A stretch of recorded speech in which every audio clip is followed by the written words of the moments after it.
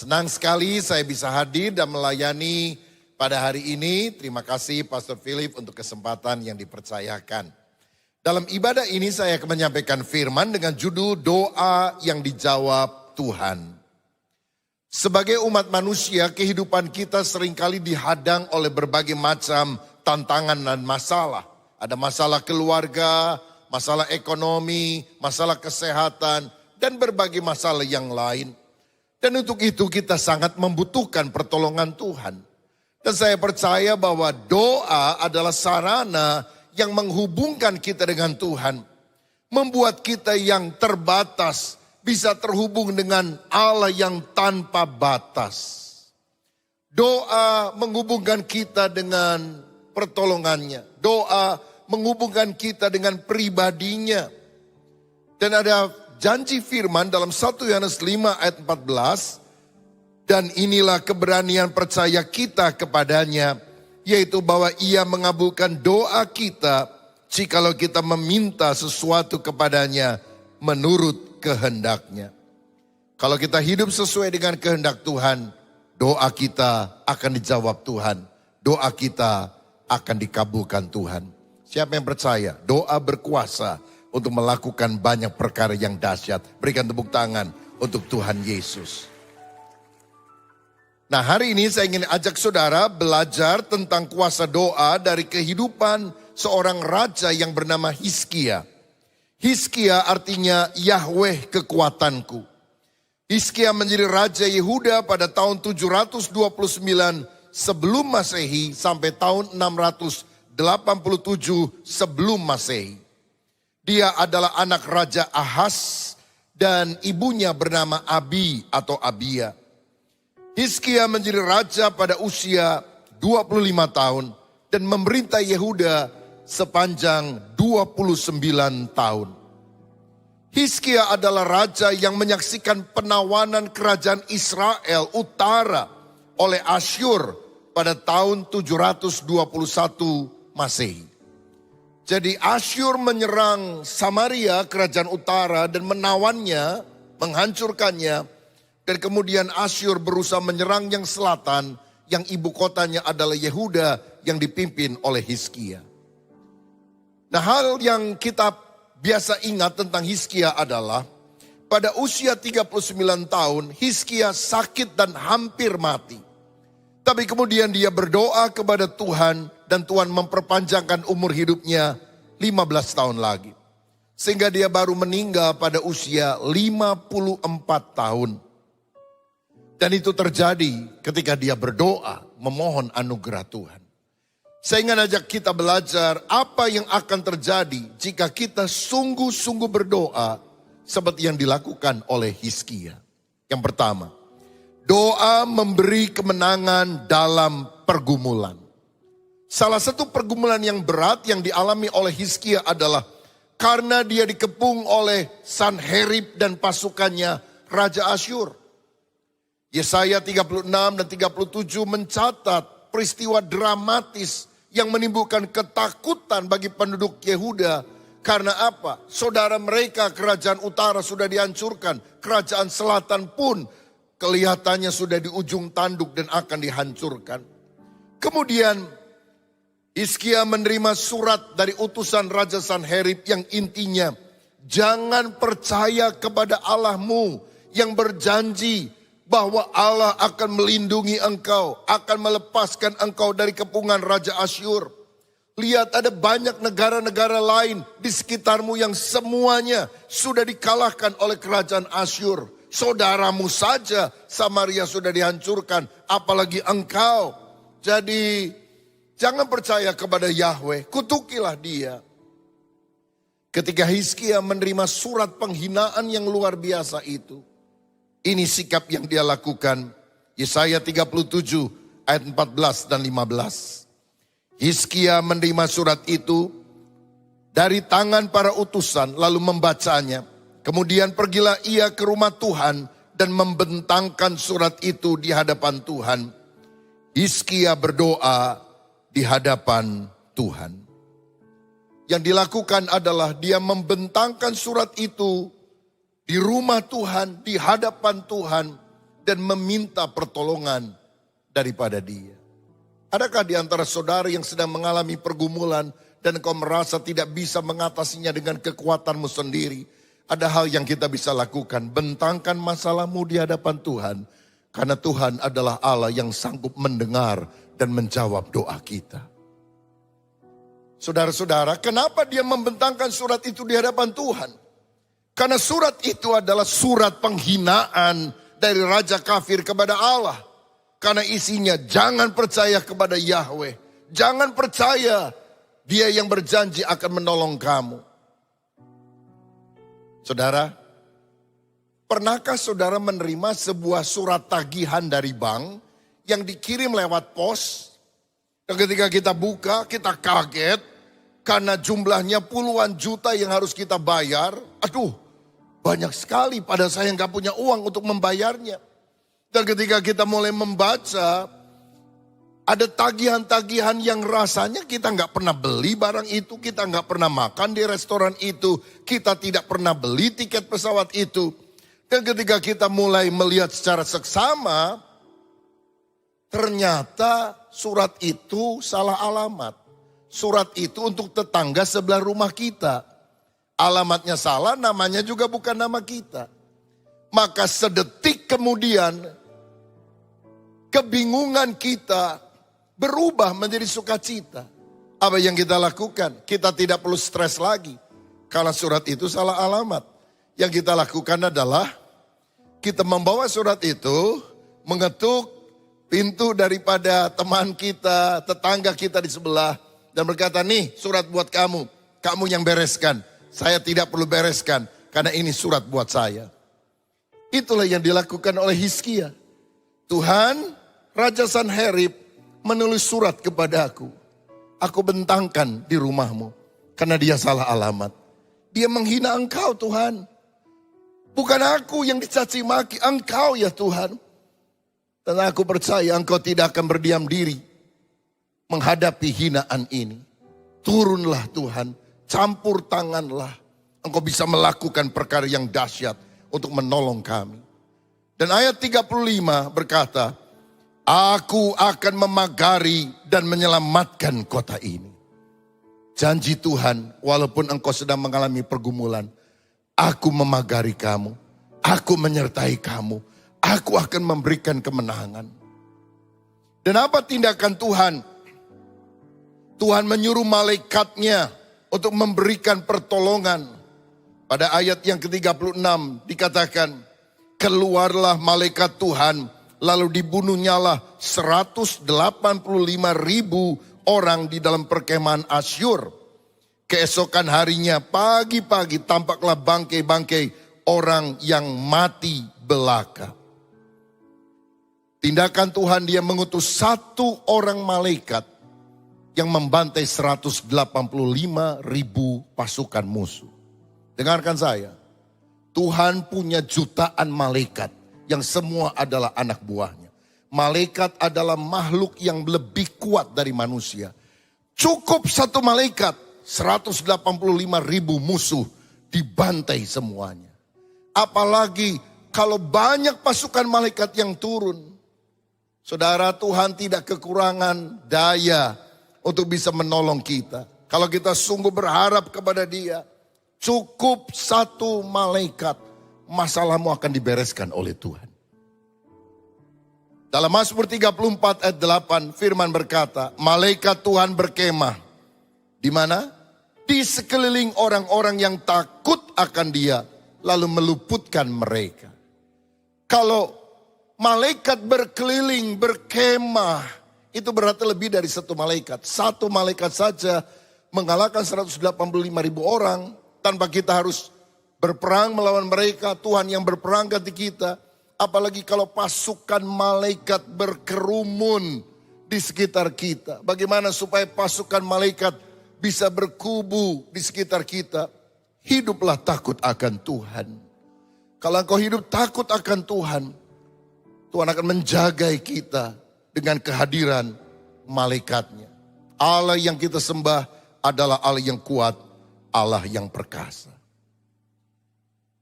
Tadi pagi saya menyampaikan kesaksian ini bahwa sejak 3 tahun yang lalu saya berdoa dan berupaya untuk membangun sebuah gedung gereja baru di daerah Bandung Timur. Karena Bandung Timur adalah daerah di Jawa Barat yang setahu saya belum ada gereja dengan izin resmi. Mungkin saudara pernah dengar Cilegon yang sampai hari ini tidak bisa dibangun satu gereja pun. Padahal hampir 3.000 orang Kristen ada di sana. Karena tahun 1970-an ada perjanjian darah yang mengatakan tidak boleh ada gereja di sana. Sehingga kita punya jemaat yang ada di Cilegon, harus ibadahnya di kompleks Kopassus di Serang, kira-kira 20 km dari kota tersebut. Cilegon lebih viral, tapi Bandung Timur juga nasibnya sama, saudara sekalian. Dan Jawa Barat adalah provinsi yang paling intoleran kedua di Indonesia. Nah saudara, kita berupaya supaya di tempat itu ada gereja. Pernah ada 7 gereja dalam satu hari yang sama ditutup. Beberapa bulan yang lalu ada satu HKBP yang juga diserbu oleh massa. Dan ini pergumulan yang sulit. Tapi saya berdoa Tuhan berikan kesempatan supaya kami juga bisa melayani orang-orang di daerah sulit seperti di Bandung Timur. Kami membeli sebuah tanah seluas hampir 2 hektar di perumahan baru Sumarekon yang ada di Bandung Timur. Dan kemudian kita mulai mengurus izinnya. Sulit luar biasa. Ada banyak tantangan. Tetapi saudara, kalau kita berdoa, kalau kita bertekun, mengharapkan pertolongan Tuhan. Selain ada tim yang mengurus ke pemerintah, ke masyarakat. Kita selalu ada tim doa yang setiap hari memperkatakan bagi Tuhan tidak ada yang mustahil. Dan walaupun sulit, bulan lalu izinnya resmi keluar. Izin gereja, saudara-saudara. Oh Tuhan dahsyat. Karena saya juga rindu di sana selain dibangun gedung gereja ada museum kisah Alkitab modern yang akan menghadirkan sebuah semacam theme park edutainment untuk anak-anak dan juga remaja agar mereka punya pemikiran yang benar tentang Alkitab. Kita tidak hanya membacakan Alkitab, kita menunjukkan Alkitab melalui theme park semacam itu. Ada kisah tentang penciptaan, ada tentang Adam dan Hawa, ada tentang Bahtera Nuh, terutama tentang Yesus Kristus tentunya. Dan kemudian akhir zaman di mana ada sorga dan neraka. Dan kita akan lengkapi dengan berbagai teknologi yang canggih untuk hal tersebut. Kita tidak menduga bahwa akhirnya Tuhan bisa memberikan jalan sehingga izin itu bisa resmi didapat. Satu hal yang saya yakin, masalah kita boleh besar, tapi Allah yang kita sembah jauh lebih besar dari masalah yang kita hadapi. September lalu izinnya keluar, 11 Oktober beberapa hari yang lalu kami melakukan peletakan batu pertama dan akan segera membangun tempat itu. Doa memberi kemenangan dalam pergumulan. Yang kedua, doa membawa kesembuhan di saat sakit. Alkitab menunjukkan bahwa Hizkia sakit dan dia segera mati. 2 Tawari 32 ayat 24 berkata, pada hari-hari itu Hizkia jatuh sakit sehingga hampir mati. Ia berdoa kepada Tuhan dan Tuhan berfirman kepadanya dan memberikannya suatu tanda ajaib. Dia sakit tapi dia berdoa dan menangis. Mohon belas kasihan Tuhan. Dan jawaban Tuhan di ayat 5. Telah ku dengar doamu dan telah kulihat air matamu. Aku akan memperpanjangkan umurmu 15 tahun lagi. Saya menemukan di sini bahwa doa itu bisa lebih cepat dikabulkan ketika ada satu unsur lain ditambahkan. Yaitu berdoa dengan mencucurkan air mata. Mencucurkan air mata adalah tanda keseriusan, tanda kesungguhan hati. Dan ketika seorang berdoa dengan serius, dengan sungguh hati, hancur hati minta pertolongan Tuhan, hati Tuhan tergerak dan mengabulkan permintaan daripada Hizkia. Bolehkah saya bertanya kepada saudara yang pernah berkata, Tuhan aku sudah berdoa dan rasanya engkau tidak mengabulkan doaku pada sudah berbulan-bulan, bertahun-tahun. Kenapa engkau biarkan hal ini terjadi? Bolehkah saya bertanya, kapan saudara terakhir kali berdoa dengan mencucurkan air mata? Kapan engkau berdoa dan menangis dan berkata, Tuhan, aku tidak tahu apa yang aku harus lakukan, tapi mataku tertuju kepada Tuhan. Dan ketika engkau berdoa dengan menangis, lihat kemurahan hati Tuhan bisa menjamah hidup saudara. Dan apa yang tidak pernah dilihat oleh mata, tidak pernah didengar telinga, tidak pernah timbul dalam hati, Allah akan sediakan bagi setiap orang yang mengasihi Dia. Umurnya diperpanjang 15 tahun lagi. Dia dapat berkat. Saya percaya kalau engkau berdoa dengan mencucurkan air mata, umurmu diperpanjang, berkatmu diperbanyak, jalan terbuka dari Tuhan akan berikan. Kalau Tuhan tutup pintu berkat, tidak akan ada orang yang bisa membukanya.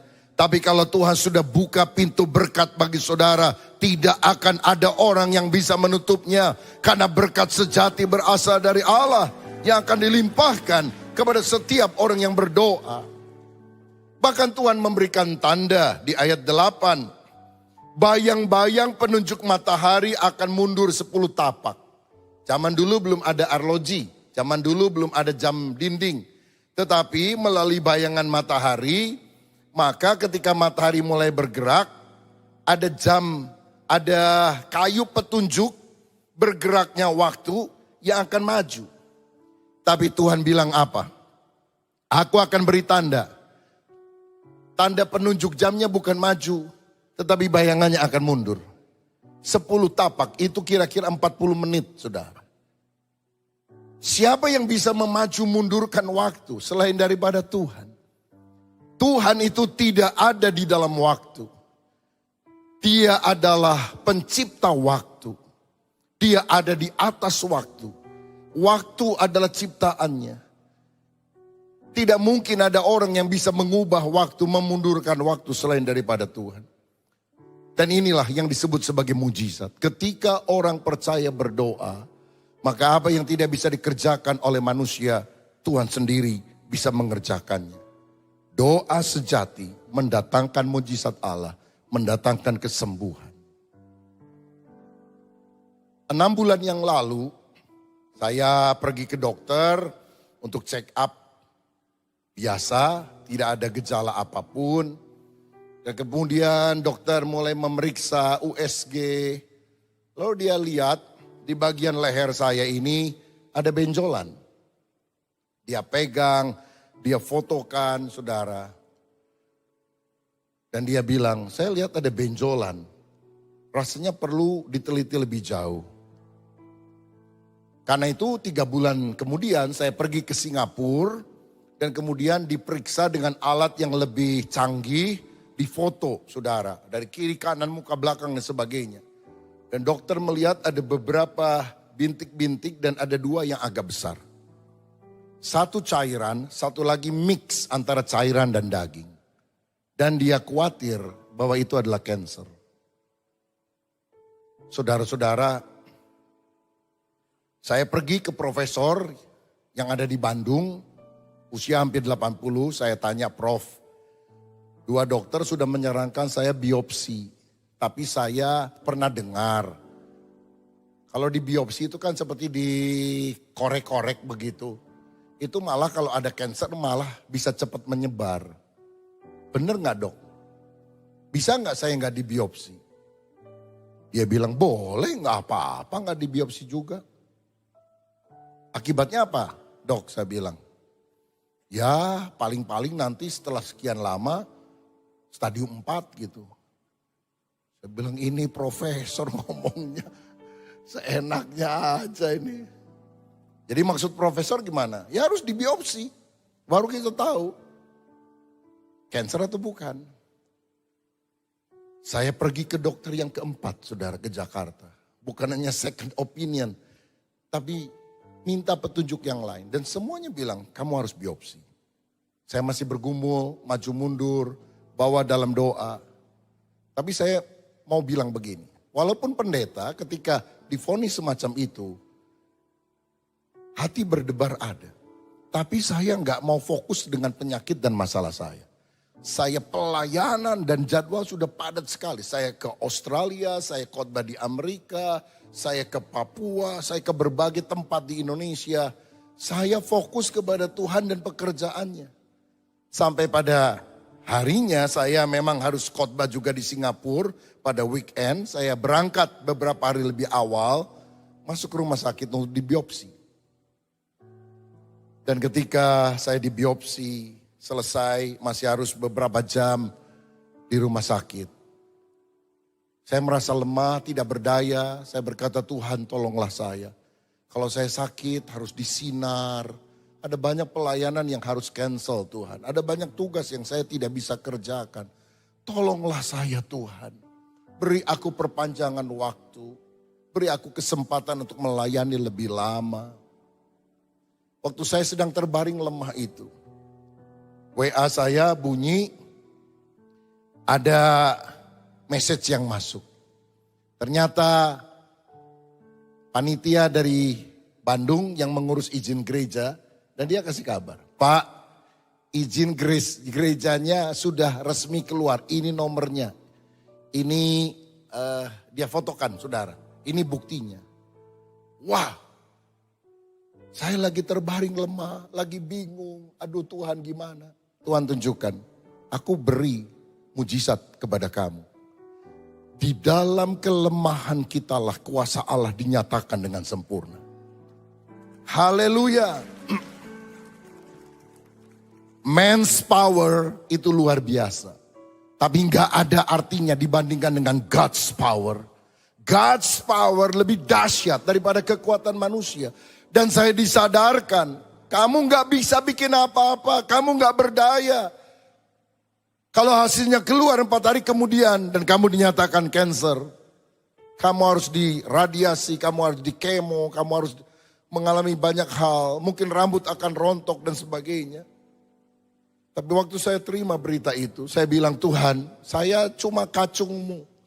Beri aku kesehatan supaya aku mengerjakan pekerjaan besar ini. Minggu ini berikan saya hadiah, double miracle, double blessing. Supaya saya mengalami double happiness. 4 hari kemudian dokter telepon saya di Singapura. Dia bicara beberapa hal, tapi intinya no cancer at all.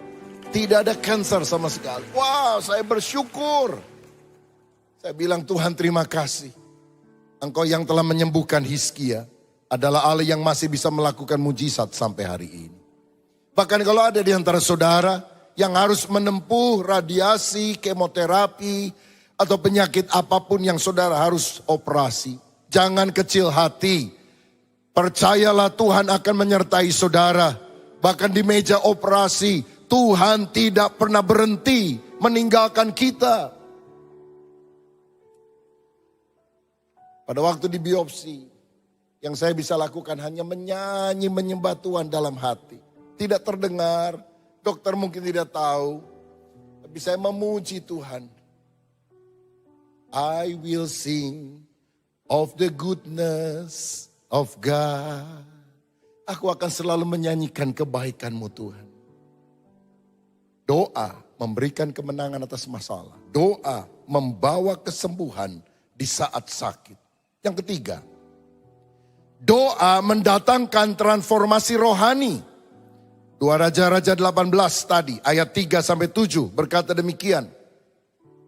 Hizkia melakukan apa yang benar di mata Tuhan, tepat seperti yang dilakukan Daud bapa leluhurnya. Dialah yang menjauhkan bukit-bukit pengorbanan dan meremukan tugu-tugu berhala, dan yang menebang tiang-tiang berhala, dan yang menghancurkan ular tembaga yang dibuat Musa. Sebab sampai saat pada masa itu, orang Israel memang masih membakar korban bagi ular itu yang namanya disebut Nehustan. Ia percaya kepada Tuhan Allah Israel, dan di antara semua raja-raja Yehuda, baik yang sesudah dia maupun yang sebelumnya, tidak ada lagi yang sama seperti dia. Ia berpaut kepada Tuhan, tidak menyimpang daripada mengikuti dia, dan ia berpegang pada perintah-perintah Tuhan yang telah diperintahkannya kepada Musa. maka Tuhan menyertai dia. Kemanapun juga ia pergi berperang, ia beruntung. Saya melihat yang ketiga, doa sejati bukan hanya menyembuhkan. Doa sejati bukan hanya membebaskan kita dari penyakit. Tapi doa sejati akan mendatangkan transformasi rohani melalui kehidupan kita kepada orang yang ada di lingkungan kita. Hizkia berdoa kepada Tuhan. Dia berpaut kepada Allah. Dan Allah memakai Hizkia untuk memulihkan rumah Tuhan dan ibadah orang Israel. Dia dipakai untuk menjauhkan penyembahan berhala, menghancurkan patung tembaga yang disebut sebagai Nehustan. Alkitab juga mencatat sejak zaman Hizkia, Paskah yang sudah lama tidak dirayakan, kembali dirayakan. Bayangkan, Salomo pernah membangun bait Allah yang begitu bagus, mahal, dan indah. Tapi sepeninggal dia, bait Allah ditutup, tidak ada pelayanan imam, orang-orang Lewi tidak melayani, bait Allah hanya menjadi sebuah monumen. Tidak ada movement, hanya monumen, peringatan, dulu anak pernah hadir di dalam bait Allah ini. Tapi ketika Hizkia menjadi raja, dia buka kembali bait Allah. Dia ajak umat Tuhan berdoa. Bahkan umat Israel yang sudah menyembah berhala, dia tarik lagi untuk datang menyembah Yahweh, Elohim, Allah yang disembah Abraham, Ishak dan Yakub. Saudara-saudara, Musa pernah membuat sebuah patung tembaga yang disebut Nehustan. Karena orang ketika bersungut-sungut di padang gurun mati semua, atau bahkan banyak yang sakit. Tapi ketika orang memandang patung tembaga itu, maka mereka menjadi sehat kembali. Di kemudian hari, patung itu malah disembah. Hizkia adalah orang yang berani menentang arus. Siapa yang berani menghancurkan patung yang dibuat oleh Musa? Karena sampai hari ini, nabi yang dianggap terbesar oleh orang Yahudi bukan Isa, tapi Musa. Dan Hizkia sangat berani sekali menghancurkan patung itu. Karena dia melihat bahwa bukan lagi Tuhan sumber penyembahan, tetapi yang disembah adalah alatnya. Dan dia membawa balik orang Israel untuk datang kepada Tuhan, bahkan merayakan Paskah. Saudara-saudara, kalau boleh saya bayangkan, di Israel Utara pernah ada satu orang nabi namanya Elia, yang membawa balik orang Israel menyembah Allah, menentang Baal, menentang Ahab, Isabel. Di bagian selatan, Tuhan pakai Hizkia untuk melakukan revival, kebangunan rohani sejati. Dari sini saya belajar, orang yang sungguh-sungguh berdoa akan berani bersaksi, akan berani membawa keluarganya, lingkungannya untuk mengenal Tuhan. Jangan hanya berdoa dan tidak melakukan apa-apa. Ora et labora. Berdoa dan bekerja. Lakukan bagian kita. Allah akan melakukan bagiannya.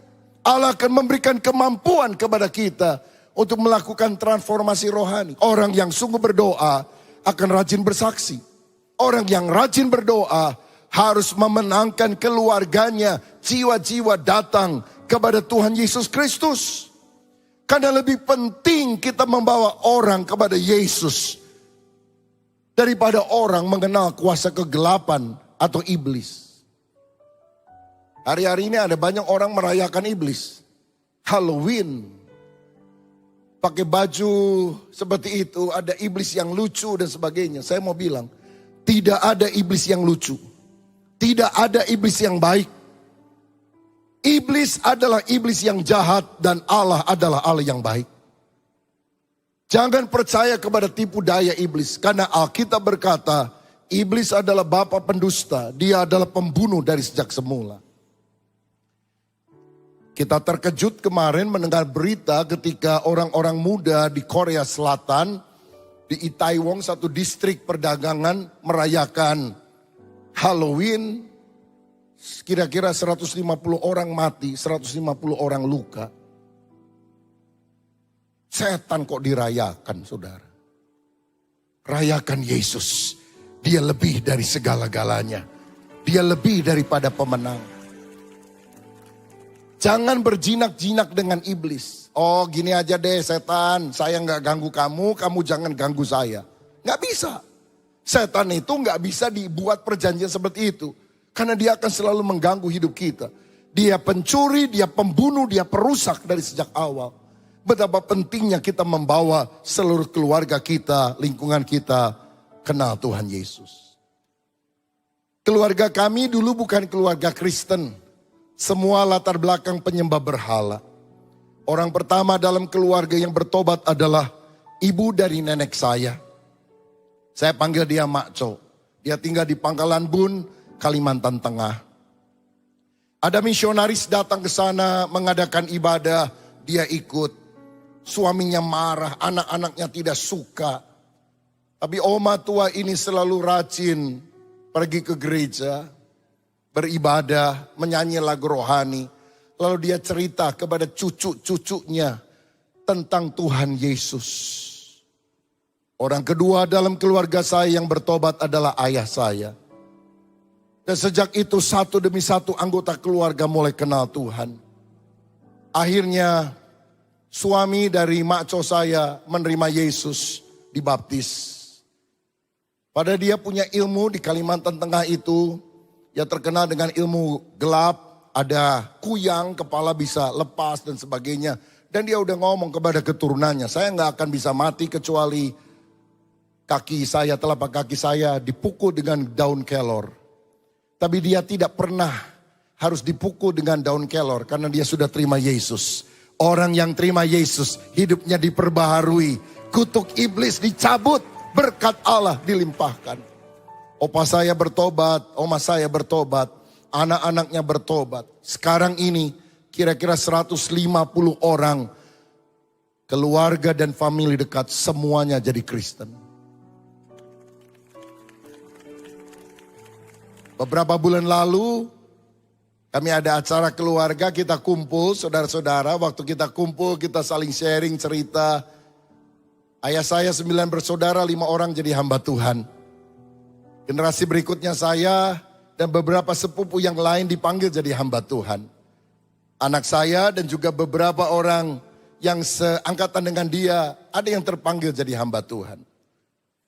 Dan dalam pertemuan itu saya mengingat Tuhan sudah memakai keluarga kami untuk memenangkan dan membaptiskan dari yang belum percaya sampai percaya. Melalui pelayanan keluarga kami lebih dari 10.000 orang. Dan saya tidak bisa sombong, kita nggak bisa menepuk dada. Karena yang Tuhan pakai dalam keluarga kami untuk memenangkan keluarga adalah seorang nenek tua yang buta huruf. Kalau ada satu orang sesederhana apapun menyerahkan hidup kepada Tuhan, transformasi rohani bisa terjadi. Maukah engkau berdoa bukan hanya minta berkat, minta kesembuhan, minta mujizat. Pakai hidupku menjadi alat kemuliaan-Mu. Pakai melalui hidupku, keluargaku mengenal Injil Yesus. Teman-temanku bertobat dan diselamatkan dan dibaptis. Apakah ada di antara saudara yang kalau punya anak berkata, Tuhan, aku ingin setidaknya ada satu orang anakku yang menjadi orang yang besar di hadapan Tuhan. Bukan besar di hadapan manusia. Sukses, kaya, ternama. Tapi orang yang besar di hadapan Tuhan adalah orang yang bisa membawa Yesus dan memperkenalkan kepada orang yang seharusnya binasa. Sehingga dia berhasil masuk ke dalam kerajaan Allah oleh karena kasih karunia. Jangan makna keberhasilan, kesuksesan, kebesaran ditentukan oleh dunia. Kamu mesti kaya, baru kamu sukses. Kamu mesti ternama, baru kamu sukses. Besar di hadapan Tuhan, seperti Yohanes Pembaptis. Dia memperkenalkan Yesus kepada orang-orang di sekitarnya. Doa sejati mendatangkan transformasi rohani. Saya berdoa supaya saudara dipakai seperti Hizkia untuk membawa banyak orang mengenal Kristus. Bagian terakhir yang saya mau bagikan adalah ini. Kita harus berdoa dengan segenap hati.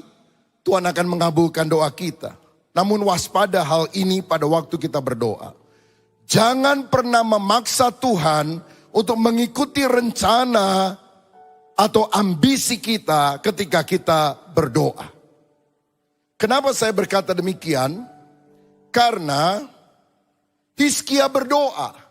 Tuhan perpanjang 15 tahun. Ini sesuatu yang bagus. Tapi mungkin yang jarang dibahas adalah ini. Penerus Hizkia adalah anak kandungnya yang bernama Manasye. Dan Manasye menjadi raja di Yehuda pada waktu dia berusia 12 tahun. Dan dia memerintah 55 tahun. Dan Alkitab berkata, dia adalah raja yang sangat jahat. 2 Raja-Raja 21 ayat 16 mencatat ini. Lagi pula Manasye mencurahkan darah orang yang tidak bersalah sedemikian banyaknya hingga dipenuhinya Yerusalem dari ujung ke ujung, belum termasuk dosa-dosanya yang mengakibatkan orang Yehuda berdosa pula dengan berbuat apa yang jahat di mata Tuhan. Saudara sekalian, jadi Manasye anak daripada Hizkia jadi yang raja yang paling jahat di Yehuda. Dan dia memerintah pada waktu dia berusia 12 tahun. Itu artinya Manasye lahir pada waktu injury time, pada waktu perpanjangan masa hidup Hizkia 15 tahun. Jadi setelah Hizkia sembuh, pada tahun ketiga dia melahirkan anak dari istrinya, dan itulah yang menjadi raja yang sangat jahat. Dalam pemandangan mata Tuhan, mestinya Tuhan tahu kenapa Hizkia mesti mati muda. Karena Hizkia akan melahirkan seorang raja yang jahatnya luar biasa. Dan Tuhan bilang, anakku pulang. Supaya engkau tidak melahirkan generasi yang busuk ini. Tapi karena dia paksa, dia doa. Tuhan memberikan kehendak bebas kepada kita. Tuhan bilang go ahead. Tapi akibatnya adalah Manasye lahir sebagai raja yang paling jahat. Ingatlah ini saudara waktu kita berdoa. Tuhan tahu yang terbaik untuk kita anak-anaknya. Kita harus meminta dengan iman. Tidak boleh ada keraguan. Kita percaya kehendak Tuhan yang terbaik. Tapi pada satu titik kita harus lebih percaya pada kedaulatan Tuhan daripada permintaan kita yang disertai dengan iman yang menggebu-gebu. Karena kedaulatan Tuhan lebih daripada pilihan bebas manusia sehebat apapun itu. Saya akhiri dengan kisah ini. Ada 3 pohon yang tinggi menjulang di sebuah hutan. Pohon pertama berkata, kalau aku ditebang, aku pingin dijadikan kotak perhiasan di mana orang menyimpan berlian emas di sana. Tapi ternyata setelah dia ditebang, dia dijadikan sebagai kotak makanan hewan. Di mana sapi, domba makan dari kotak makanan hewan itu. Dia sangat sedih, dia marah kepada Tuhan. Kenapa engkau tidak mengabulkan doa, cita-cita dan keinginanku? Sampai satu kali Yusuf dan Maria lewat di daerah tersebut. Dan Maria harus melahirkan. Dia masuk ke sebuah kandang, ke sebuah gua. Dan kemudian setelah bayi itu dilahirkan, ditaruh di kotak makanan hewan yang kita lebih kenal dengan nama palungan.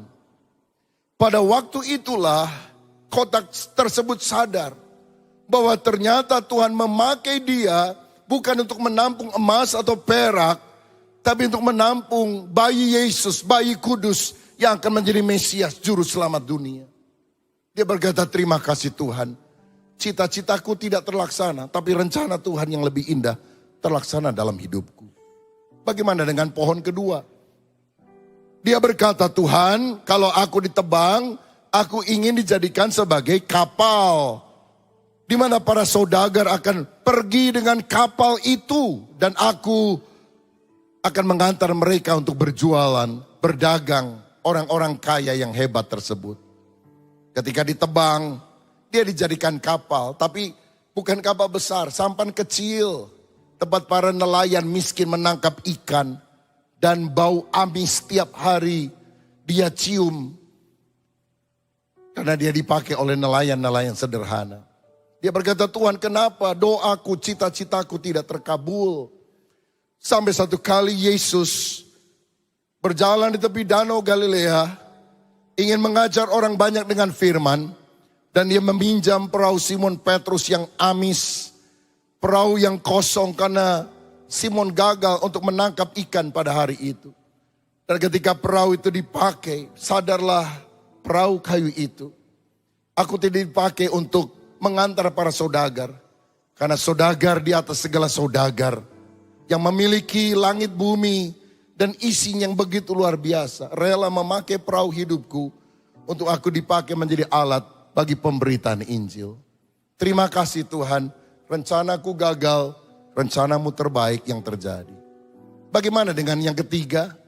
Dia berdoa, Tuhan aku tidak mau ditebang. Aku menjadi pohon yang paling tinggi di hutan ini. Dan semua mata akan memandang kepadaku. Sayang, dia ditebang juga. Celakanya setelah ditebang, penebangnya tidak punya ide.